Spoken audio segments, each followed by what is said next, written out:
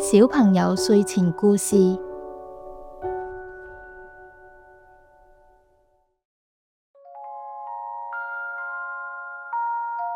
科普先生同聖誕節。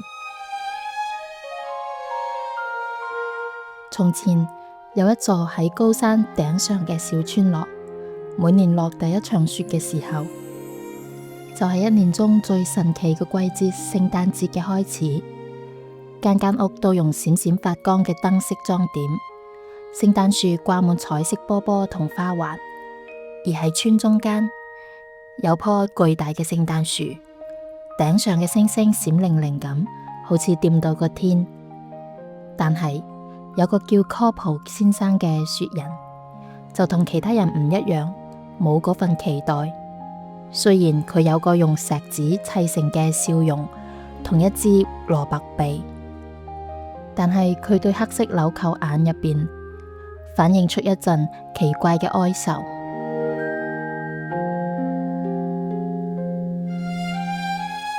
一個12月嘅寒冷早晨，一個叫 Pedro 嘅細路仔，佢有捲捲嘅靚頭髮，金色嘅髮飾，着住件紅色褸，細步咁跳到科普先生面前，同佢講：科普先生你好，你點啊？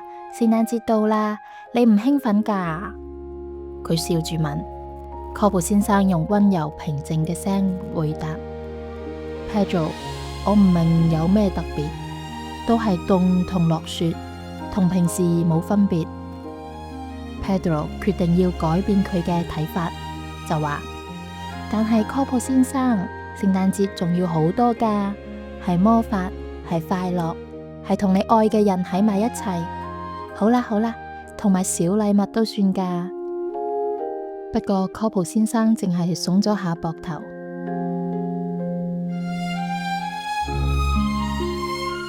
嗰晚，科普先生凝望住啲星星嗰陣，一道閃光引起咗佢注意。有個身影從天而降，係聖誕仙子。科普先生，我聽講你搵唔到聖誕節嗰份期待，等我帶你睇下佢真正嘅魔法，跟我嚟啦！聖誕仙子用佢支魔法棒輕輕一點，就帶住科普先生開始咗一段神奇旅程。飛過村落上空，佢哋見到家家團聚，笑聲融融，嗰種期待同充滿愛嘅暖意填滿每一間屋。科普先生睇到入晒迷，開始感覺到佢個雪做嘅小心臟入邊有種新嘅感覺，佢唔係好清楚係乜，就好似個心喺度笑咁。你感覺到嗰樣嘢啊，親愛嘅朋友，佢叫期待。聖誕仙子同佢講。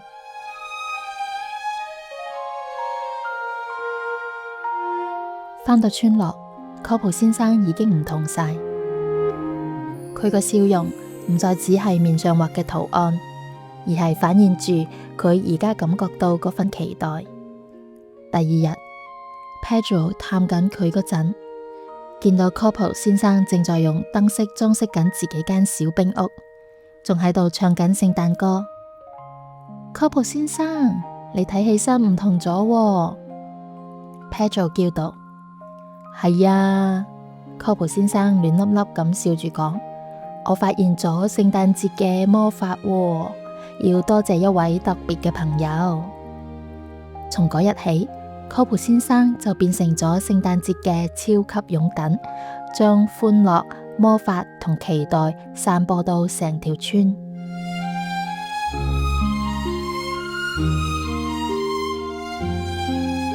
隨住平安夜臨近，呢條小村落開始為佢哋嘅聖誕 party 做準備。而家充滿聖誕精神嘅科普先生都想出一分力，佢決定搞個聖誕合唱團比賽。呢樣嘢條村從來未搞過。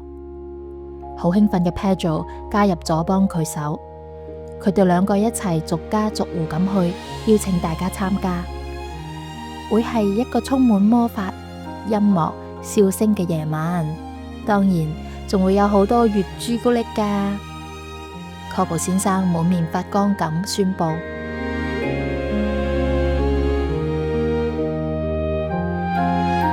party 前嘅幾日，成條村都充滿住音樂，一班班街坊、一家人，甚至森林啲動物都聚集埋一齊練習佢哋嘅歌。Corporal 先生憑住佢新發現嗰份期待，決定同村裏面嘅細路，包括 Pedro 在內，組成一個特別合唱團。佢哋一齊揀咗首開心嘅歌，喺森林空地嘅星空下開始練習。而聖誕仙子作為特別嘉賓，喺天上望住佢哋。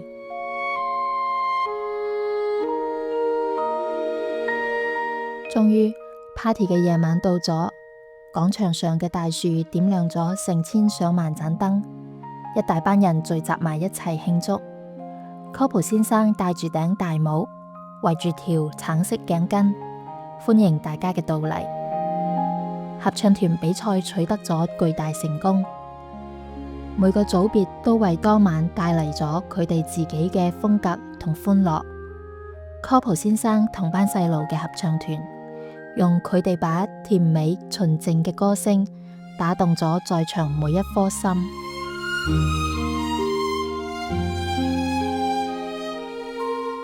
party 尾聲，Corporal 先生有個大驚喜。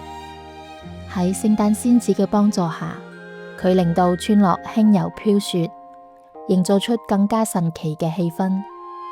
大家喺雪下面跳舞、唱歌，飲咗好多熱辣辣嘅朱古力。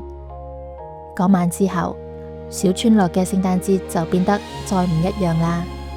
Corporal先生成為咗歡樂同聖誕精神嘅象徵，提醒每一個人，聖誕節真正嘅魔法就喺我哋心入邊，同埋係同人分享嘅快樂之間。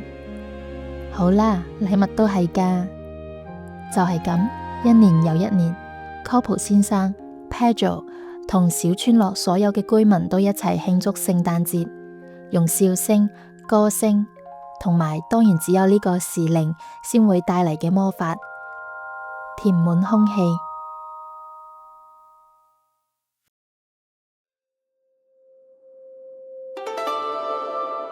而家音樂繼續落去，等大家可以發個好夢，早唞。